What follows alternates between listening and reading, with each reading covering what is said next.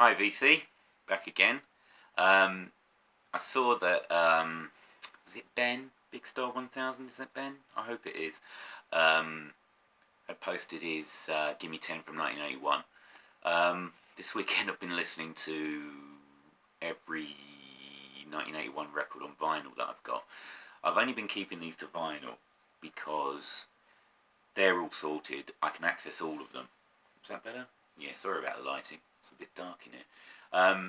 Not much I can do about it.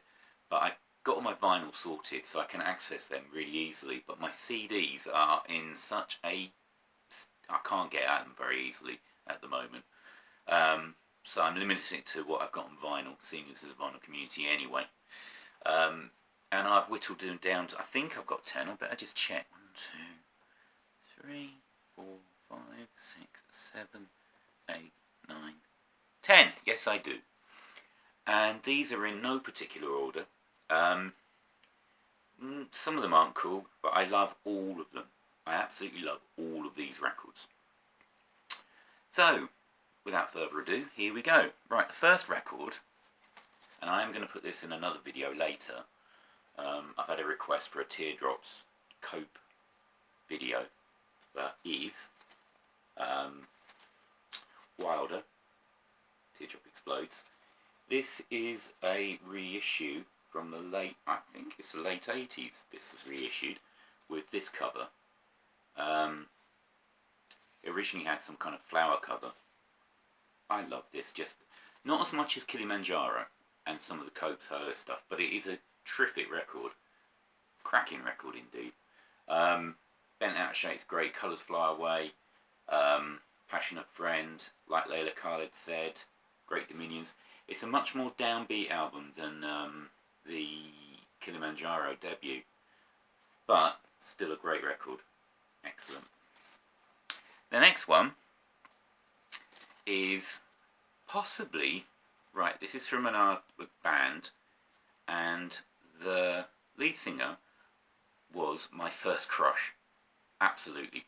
First pop star crush. I absolutely adored her. It's Altered Images. Happy Birthday. Ooh, has it got the inner sleeve? I can't remember whether it's... No, it's just the bog standard inner sleeve. It must have been a reissue then. So I think it's when the original pressing's got a picture inner sleeve, I think. Claire Grogan. Oh, Gregory's Girl. What memories. The amount of times I watched that film. Anyway, this is really good. It's not as poppy as their later stuff like Pinky Blue and Bite. It's got kind of a post-punk sound to it. I'm trying to remember who produced it. I can't quite remember, but I think it's somebody like... Oh dear. Come on, eyes. Also produced by Steve Severin. Yeah, of course. I thought it was something like that. Steve Severin from the Banshees produced it. So I'm not surprised it's got that kind of sound to it. But there's so many good songs on here. Of course it's got Happy Birthday, which was a big hit in the UK. But Real Toys. What else is on here? Insects I like. Love and Kisses. Just a really good pop album, but with a real sort of post-punk feel to it. Love it. Right. One of the biggest bands, this is an album from one of the biggest bands of the year. It is Soft Cell. It is Non-Stop Erotic Cabaret. It is brilliant from start to finish. Absolutely love this album. It's got Tainted Love on it. It's got Bed Sitter on it. And their masterpiece of a song, Say Hello, Wave Goodbye. I think that is one of the best songs ever written. It is just in my top 10. I just find that just perfect to listen to. There aren't many records I think are perfect, but that's one of them. Just such a good album. Sex Wolf. Anyway, so Non-Stop Erotic Cabaret. The next one. Now I think this was the only #1 album by this band. I'm pretty sure that's right, but I'm not entirely sure. But it's Motorhead, no sleep till Hammersmith. It might as well be a greatest hits. But it's absolutely brilliant. It is such a good live album. This is a reissue of it. It's not an original, but it's a late 80s reissue. Absolutely brilliant from start to finish. You know what you get from Motorhead, and this is a brilliant live album. There you go.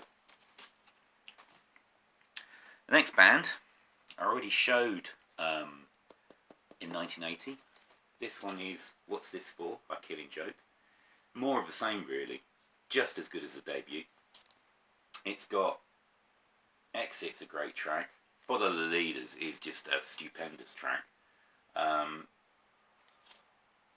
Not that different from the debut, but still a really, really, really, really good listen. So there we go. What's This For? Killing Joke. This is one that Ben showed as well, and I think a lot of people probably show this one. It's a brilliant album. Police, Ghost in the Machine. It is a really, really good album. I think it's but easily the best Police album. Just because it sounds, I think it's because it sounds so bleak. I guess 1981 wasn't a particularly happy time unless you're Adamant. But Invisible Sun is an incredible song. You got Demolition Man, Every Little Thing She Does Is Magic, kind of the poppy one. Too Much Information, Darkness, Secret Journey. It is such a good album, this is. And if you've never heard it before, you really should get yourself a copy, because I think this is pretty easy to get. It seems to be knocking around charity shops and stuff quite a lot. Get it.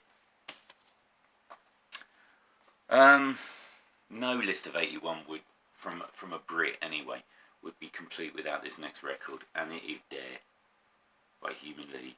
This was probably the record of 1981. I think this is a genius album. There we go, there's two girls. Just from start to finish, it's just flawless, to be honest. Dreams Are Made Of, Open Your Heart, Sound of the Crowd, Darkness, Do or Die, Get Carter, which is a cover of the film theme. I Am the Law, I think, is amazing. Seconds, Love Action, and then it ends with Don't You Want Me, the biggest single of 81. Love this record. Pop perfection. Slightly different pop perfection is this one, which I think Ben also showed. Architecture and Morality by Orchestral Manoeuvres in the Dark. I actually probably would have put is it Organisation in 1980, but I forgot I had it, which is outrageous. I only saw I had it when I went for this one. That's terrible. I've actually got two copies of this one in yellow, and I've got one in a nice kind of eggshell blue as well, but I don't know, and it's got a different, I think the eggshell blue one may be more common, I'm not sure, I don't know which is more common and which one was the alternate cover, but anyway, we've got a yellow. I know it's got a different picture here, but this is brilliant. They were on a roll with their albums. Joan of Arc, what a gorgeous, gorgeous track. Souvenir, just fantastic electronic music. Just brilliant. And talking of electronic bands, Japan, Tin Drum. I know this record like the back of my hand. From the Art of Parties through to Cantonese Boy. This is where Japan really took on their name. Like Far Eastern influences really came strong on this record. Before that, they'd been a kind of a glammy sort of band up until Quiet Life, and then they switched, used more synthesizers. But this is just a masterpiece. Still Life in Mobile Homes, Visions of China, Sons of Pioneers, and Ghosts. Probably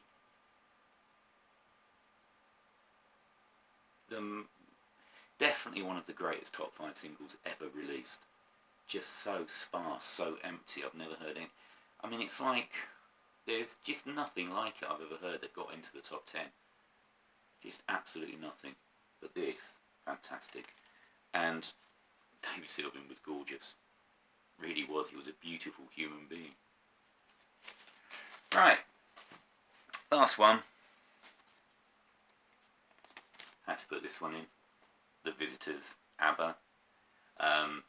It's a great record. I think it's easily ABBA's best album. I mean, it's got singles on it.